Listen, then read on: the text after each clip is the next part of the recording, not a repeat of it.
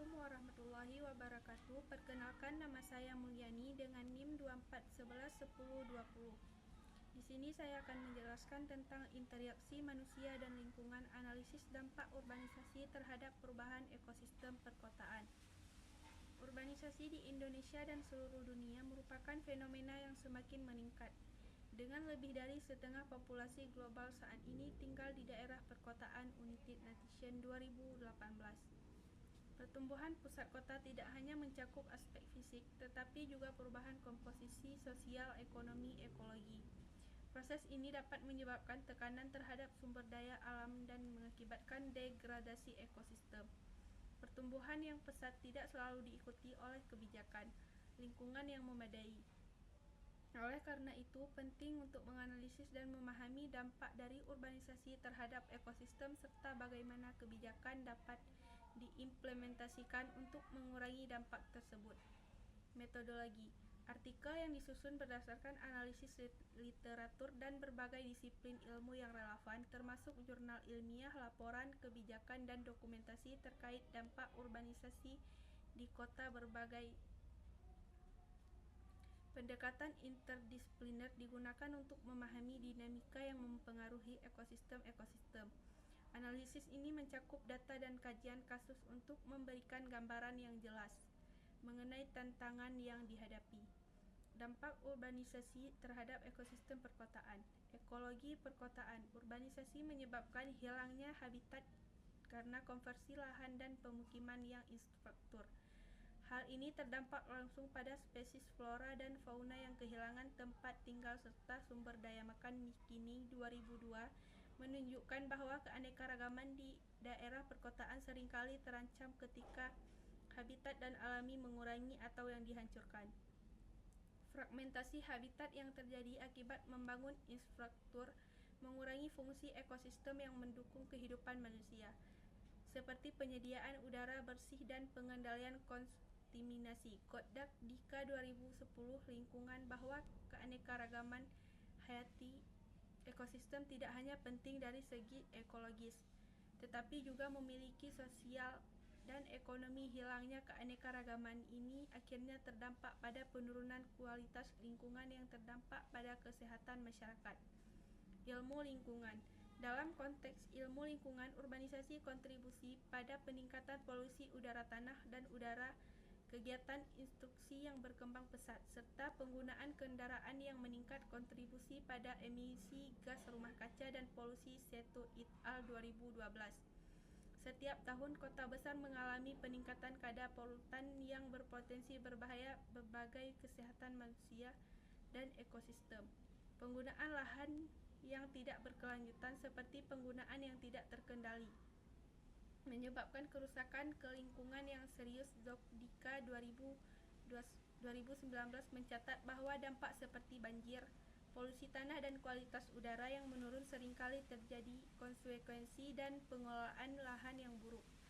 Hal ini menunjukkan perlunya pendekatan proaktif dalam pengelolaan dan penggunaan ruang kota untuk menjaga keseimbangan ekosistem. Geografi. Dari perspektif geografi, urbanisasi menciptakan pola organisasi yang kompleks dan seringkali tidak teratur. Perubahan penggunaan lahan yang terjadi seringkali dilakukan tanpa pertimbangan dampak lingkungan dengan cakup matang. Klein et al. 2019. Struktur dan sosial dan ekonomi yang mengalami perkembangan di kota-kota seringkali tidak terencana dengan baik, sehingga pada permasalahan seperti kemacetan lalu lintas, kurangnya stabilitas layanan publik, dan penyeberangan organisasi informal dan pengetahuan geografi membantu dalam memahami dinamika ruang lokasi dan yang dipengaruhi oleh urbanisasi dengan melakukan analisis spesial. Perencanaan kota dapat memperoleh wawasan tentang dampak lingkungan dari distribusi populasi dan penggunaan lahan, serta menyusun strategi perencanaan yang lebih baik. Sosiologi lingkungan. Aspek lingkungan sosiologi yang memberikan perspektif pada bagaimana struktur sosial di perkotaan dipengaruhi oleh urbanisasi. Proses urbanisasi seringkali menimbulkan ketidaksetaraan dalam akses terhadap sumber daya alam dan daya lingkungan. Komunitas dan rentan dan berisiko tinggi seringkali paling terpengaruh oleh dampak lingkungan negatif, seperti polusi rendahnya kualitas hidup Walcott et al. 2018. Proses sosial yang berlangsung di kota juga mempengaruhi adaptasi masyarakat terhadap perubahan ekosistem. Penelitian menunjukkan bahwa keterlibatan masyarakat dalam pengelolaan lingkungan dan meningkatkan karakteristik ketahanan masyarakat dan mempengaruhi respon terhadap isu-isu lingkungan yang terjadi. Perencanaan kota dan regional. Perencanaan kota dan wilayah yang berkelanjutan sangat penting untuk mitigasi dampak negatif urbanisasi. Kebijakan perencanaan yang efektif dan berbagai data dan membantu mengatur pertumbuhan kota secara kota baik, sehingga mengurangi dampak pada ekosistem sekaligus meningkatkan kualitas hidup masyarakat. Turok dan Kinikenko 2007. Perencanaan strategis yang dapat diterapkan mencakup pengembangan ruang hijau, pengelolaan air dan hujan, dan transportasi berkelanjutan. Ruang hijau berfungsi tidak hanya sebagai area rekreasi tetapi juga merupakan elemen penting dalam menjaga keanekaragaman hayati dan meningkatkan kualitas udara. Upaya pengelolaan air hujan yang baik dapat membantu mengurangi risiko banjir dan meningkatkan kualitas udara, sementara transportasi berkelanjutan memberikan alternatif ramah lingkungan dan mobilisasi penduduk kota.